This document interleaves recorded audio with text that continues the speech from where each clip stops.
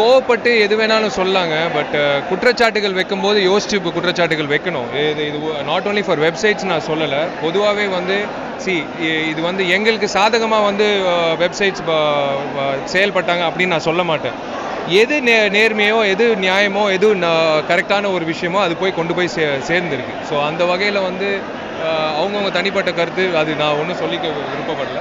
But சரியா தவறுன்னு சொல்ல முடியாது. எது என்ன சொல்லியிருக்காங்க பத்திரிகையாளர்களை காரி உமிழ்ந்தது சரியான நடவடிக்கையா தப்பான விஷயம் சார்? அதான் சொல்கிறேன். அது அவரோட தனிப்பட்ட ஒரு விஷயமா செய்யும் போது அது வந்து நான் வந்து கண்டனமோ இல்லை கருத்து தெரிவிக்கிறதோ என்னால் சொல்ல முடியாது.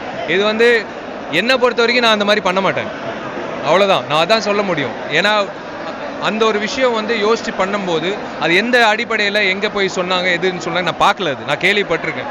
பட் அதுதான் சொல்கிறேன், என்ன கேட்டிங்கன்னா என்னோட கருத்து தான் நான் சொல்ல முடியும். நீங்கள் வந்து நடிகர் சங்கத்துடைய இன்னொரு இப்போ வரைக்கும் ஒரு பொறுப்பில் இருக்கிறவர், அந்த அடிப்படையில் அதை பற்றி உங்களுக்கு கருத்து சொல்லுங்க. ஏன் முடியல? இல்லை சார், கருத்து வந்து நான் தான் சொல்கிறேனே, இது விஜயகாந்த் அண்ணன் வந்து ஒரு கட்சியோட தலைவர்.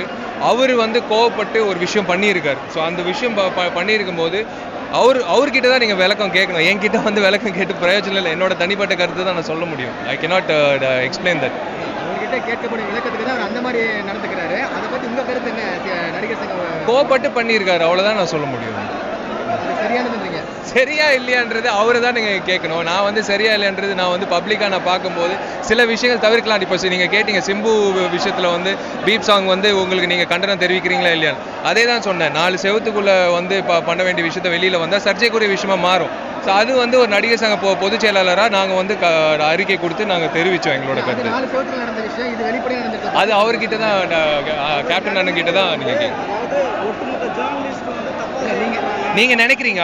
நீங்க சொன்னீங்க ஊடகம் இல்ல ஜேர்னலிஸ்ட் நினைக்கிறாங்களா அந்த மாதிரி? ஜேர்னலிஸ்ட் எல்லாமே காயப்பட்டிருக்காங்க மனதளவுல. நீங்க சொன்னீங்க ஊடகம் வந்து ஒரு பிரிட்ஜா செயல்பட்டாங்கன்னு சொல்றீங்க. அப்படி இருக்க அந்த ஊடகத்தை வந்து அவர் வந்து காரித்து போயிருக்கும்போது அந்த பிரிட்ஜஸை வந்து ஒரு காரித்து போயிருக்காரு, சேதப்படுத்திருக்காரு. சார் என்ன பொறுத்த வரைக்கும் வந்து எனக்கு என்னோட விஷயம் நான் செயல்பட்ட விஷயத்துல வந்து பிரிட்ஜா இருந்திருக்கு. இப்போ கேப்டன் அண்ணன் நீங்க விஜயகாந்த் அண்ணன் பத்தி நீங்க கேட்கும்போது அவரு இந்த பர்டிகுலர் வெப்சைட்ஸை வந்து காரி துப்பியிருக்காங்கன்னு சொல்றீங்க. பட் உங்களுக்கு வந்து நீங்க கண்டனம் தெரிவிச்சிங்களா? நீங்க வந்து அது வந்து அவமானமா நீங்க நினைச்சீங்களா?